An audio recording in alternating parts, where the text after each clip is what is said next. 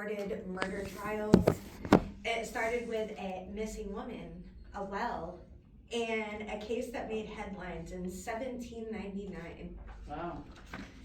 In 1799, the murder of Yulima Elma Sands shows how early New York crime, weak law enforcement, public's deep involvement in the case, and all of that together created America's first true crime sensation. I work as a legal secretary. I see how criminal cases are handled, especially murder trials. We just finished one. She was found guilty. And I am personally interested in true crime. It's one of my passions, something that I do to waste time. And I want to study forensic psychology. I'll start with New York City in 1799, why that matters, Elma's disappearance, the trial of Levi Weeks, a few side facts that I found interesting along the investigation, and why the case was a big deal. So let's leap back in time right now. Picture yourself on a horse on a dirt road. Smoke and dust are all surrounding you. People are running around eager. They're trying to make $1. They're new to America. And this is 1799 Manhattan. Elma lived in a crowded boarding house. I gave you all a printout of what those boarding houses possibly looked like. And she lived with family. There were also other boarders there. There was very limited privacy. People lived in close quarters, so rumors started instantaneously, and small events rarely went unnoticed. You would hear someone fart in the next room. New York City at this time was still developing. As you can see on this map right here, I color-coded what they are, and large areas were undeveloped. All this light green is meadowland. The dark green is like marshland, it's like swamp. The blue is the water, and this little row of pink is what was actually developed in Manhattan. Wow. There was no modern 911 to handle missing persons cases, and it obviously lacked strong law enforcement. As you can tell, there wasn't much developed. So when Elma disappeared, suspicion formed fast.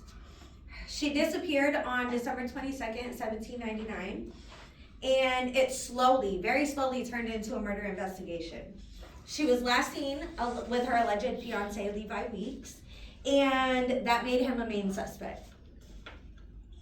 Word spread quickly throughout the boarding house community. If you look at your handout, you don't have to read it right now, you can read it later. These are details that I found inside of the specific trial transcript of this recorded trial, and this basically describes what they seen inside of the boarding house. So I plugged it all into ChatGPT and I let it do its thing. The attention on Levi increased immediately, and they also lived in the same house. He boarded at the house that she lived at with her family. Her body was discovered on January 1st, 1800. Remember, she went missing on the 22nd of December. She wasn't found until the 2nd of January, not far from her house. So her house was approximately right here, and she was found over here in this meadow, in a well, in that meadow.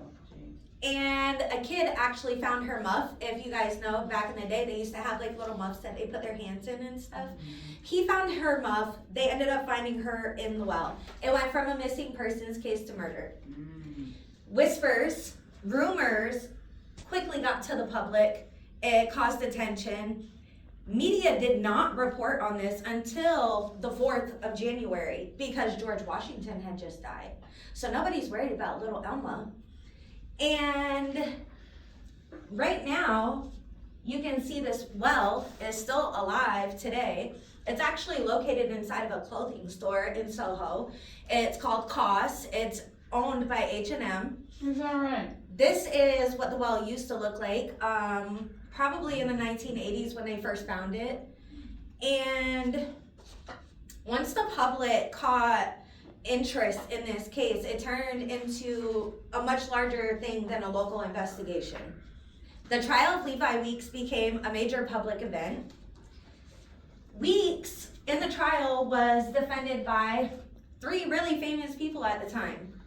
Alexander Hamilton, well, Aaron Burr, Alexander Hamilton, and Henry Brockholst Livington, who liked to be called Brockholst. I have no idea why. Their involvement in the trial completely turned it into a public spectacle. Interest in the case spread across New York City. Wait, who was the defense and who was the prosecution? The prosecution was Colden. His name was Colden. He ended up becoming a mayor of New York. Wow. But interest in the case spread to New York City. The trial itself seemed daunting. It read as if it was exhausting. In 1799, they did not have cameras yet, guys. So you see a lot of these drawings to depict these things. Cameras didn't come out till like the 1830s. And as far as the trial goes, there were 75 witnesses. It was 45 hours long. They only had one break. Everybody was on edge. Everybody just wanted to get out of there. So this is a picture of the actual trial transcript that they have in the Library of Congress. And this was the judge, one of the judges that was on the case, Chief Justice John Lansing Jr. According to the court clerk and transcriber, like the person that is the stenographer, William Coleman, in his 1800 trial report, the Chief Justice told the jury before deliberations, the court were unanimously of opinion that the proof was insufficient to warrant a verdict against him. And then he dismissed the jury to their deliberations. Basically, he said the state didn't prove enough.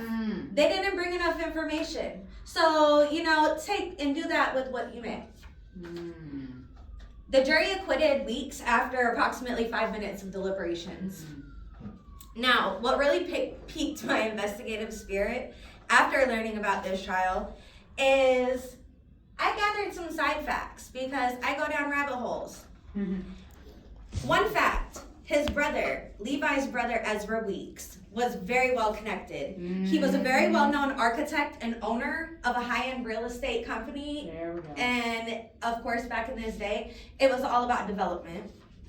Ezra knew every lawyer and the judge and the prosecutor that had to do with his brother's trial.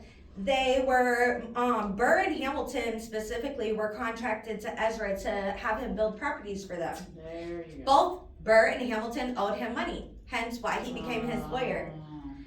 Hamilton, was the founder of the Bank of New York, and Burr, they had a really long rivalry going on, but they agreed to go ahead and work together on the case.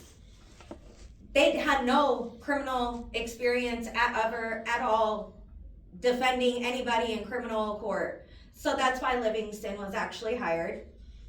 He was a premier lawyer for criminal cases at the time. A few years after the trial, Burr and Hamilton actually got into a duel in Weehawken, New Jersey, and that's how Alexander Hamilton died. Burr founded the Manhattan Company. Now this is a tease. Burr found the Manhattan Company to rival Hamilton because it was originally a water company, but he wrote one of the clauses. He was like, hey, da, da, da, da, and he ended up turning it into a bank, okay? The well that she was found in was on his property, was on the Manhattan Company's property. I find that tease. Yeah. The Manhattan Company is actually still running today as a really big bank, JP Morgan Chase, if anybody knows what that is. Wow. So some of these names sound familiar to you guys? Some of them? Hamilton and Lansing were actually founding fathers of America. Burr ended up becoming the 3rd vice president of the United States under Thomas Jefferson. Colden, the prosecutor, actually became a mayor of New York in 1918. The musical Hamilton constantly references this trial, but Livingston, the actual criminal defense lawyer, was never mentioned. That's right. After the verdict, tons of facts from this case stayed in the public discussion. Even still today, people talk about this. The case became one of America's first true crime sensations. The case eventually caused widespread public and newspaper attention. and people followed it like a public story. It helped show early American crime and what it looked like and what the reporting looked like. Poojaneer, she has a website called It's Hamil Times. She is an avid Hamilton historian, and she explains that the Weeks trial was the first recorded murder trial in American history, and people followed it with rapt attention. The case remains historically important today. It highlights the weakness in early American justice. It helped shape how crime stories are actually told here in the United States. And after all I've said about the environment of Manhattan, Elma's disappearance, the side facts, and the trial, you can probably see why the case became one of America's first true crime sensations. I've been honored to show how early New York crime, lack of law enforcement, and public involvement created one of the earliest cases of its kind. And crime didn't start with podcasts, guys. It started right here with Whispers in Lower Manhattan in 1799. This is the meadow that the well was found, that she was found on in the well. Alright.